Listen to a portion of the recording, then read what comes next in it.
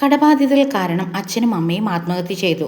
15 വയസ്സുള്ള ചേട്ടനും 5 വയസ്സുള്ള അനിയനും മാത്രമായി. ചേട്ടൻ പഠനം നിർത്തി കൂലിപ്പണിക്ക് പോയി. അവൻ്റെ ബാല്യം, സ്വപ്നങ്ങൾ എല്ലാം ഉപേക്ഷിച്ചു. തൻ്റെ അനിയനെ പഠിപ്പിക്കണം, എത്ര കഷ്ടപ്പെട്ടാണെങ്കിലും അവനെ നല്ല രീതിയിൽ വളർത്തണം എന്നുള്ള ചിന്ത മാത്രമായിരുന്നു. അനിയൻ പഠിച്ച് ജോലി നേടി. അനിയൻ ഒരു പെൺകുട്ടിയെ സ്നേഹിച്ചു. 10 വർഷത്തെ പ്രണയം. അങ്ങനെ എൻഗേജ്മെൻറ്റ് വരെ കഴിഞ്ഞു. കല്യാണത്തിനുള്ള ഡേറ്റ് ഫിക്സ് ചെയ്തു. അങ്ങനെ ഇരിക്കുമ്പോൾ ഒരു ദിവസം ചേട്ടൻ തലറങ്ങി വീഴുന്നു. ആശുപത്രിയിൽ അഡ്മിറ്റ് ചെയ്യുന്നു. ഡോക്ടർമാർ പറയുന്നു ഉടൻ വൃക്ക മാറ്റിവെക്കണം, അല്ലെങ്കിൽ ജീവൻ അപകടത്തിലാകും. ചേട്ടന് ഭാര്യയും 6 വയസ്സുള്ള മകളുമുണ്ട്. ഭാര്യയുടെ വൃക്ക മാച്ച് ആവുന്നില്ല. തൻ്റെ ചേട്ടൻ്റെ ജീവൻ രക്ഷിക്കാൻ വൃക്ക നൽകാൻ അനിയൻ തയ്യാറായി. ഓപ്പറേഷൻ കഴിയുന്നതുവരെ ചേട്ടൻ അറിയരുതെന്ന് അവൻ ചേട്ടത്തിയമ്മയോട് പറഞ്ഞു. അവൻ ഓപ്പറേഷൻ തിയേറ്ററിലേക്ക് പോയി. ഓപ്പറേഷൻ വിജയിച്ചു. ഓപ്പറേഷൻ കഴിഞ്ഞപ്പോൾ തനിക്ക് വൃക്ക തന്ന വ്യക്തിയെ കാണണമെന്ന് ചേട്ടൻ പറഞ്ഞു. വീൽ ചെയറിൽ വരുന്ന അനിയനെ കണ്ടപ്പോൾ ചേട്ടന് കണ്ണീരടക്കാനായില്ല. അവർ പരസ്പരം കെട്ടിപ്പിടിച്ചു കരഞ്ഞു. എനിക്കൊരു മരണത്തിനും ചേട്ടനെ വിട്ടുകൊടുക്കാൻ പറ്റില്ല എന്നവൻ പറഞ്ഞു.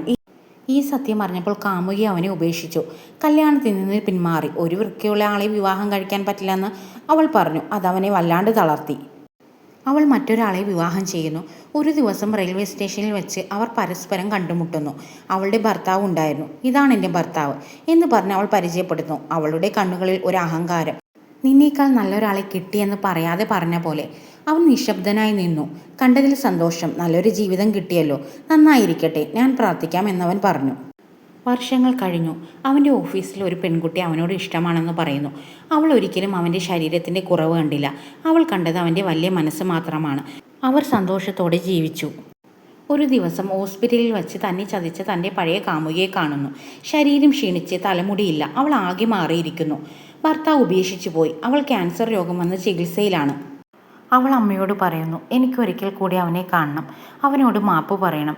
ഞാൻ അവനോട് ചെയ്ത തെറ്റിൻ്റെ ഫലമാണ് ഞാനിപ്പോൾ അനുഭവിക്കുന്നത്. അവൻ ഭാര്യയോടൊപ്പം അവളെ കാണാൻ ഹോസ്പിറ്റലിലെത്തി. അവൾ കരയുന്നു. ഞാൻ നിന്നെ വഞ്ചിച്ചു, എനിക്ക് മാപ്പ് തരണം. നിന്റെ ചേട്ടനെ രക്ഷിക്കാൻ വേണ്ടി നീ വൃക്ക കൊടുത്തപ്പോൾ ഞാൻ കല്യാണത്തിൽ നിന്ന് പിന്മാറി. ഇപ്പോൾ ഞാനൊരു രോഗാവസ്ഥയിലാണ്. ഇപ്പോഴാണ് ഞാൻ മനസ്സിലാക്കുന്നത് ഏതവസ്ഥയിലും നമ്മളെ ചേർത്ത് പിടിക്കുന്ന ആളെയാണ് നമ്മൾ സ്നേഹിക്കേണ്ടതെന്ന്.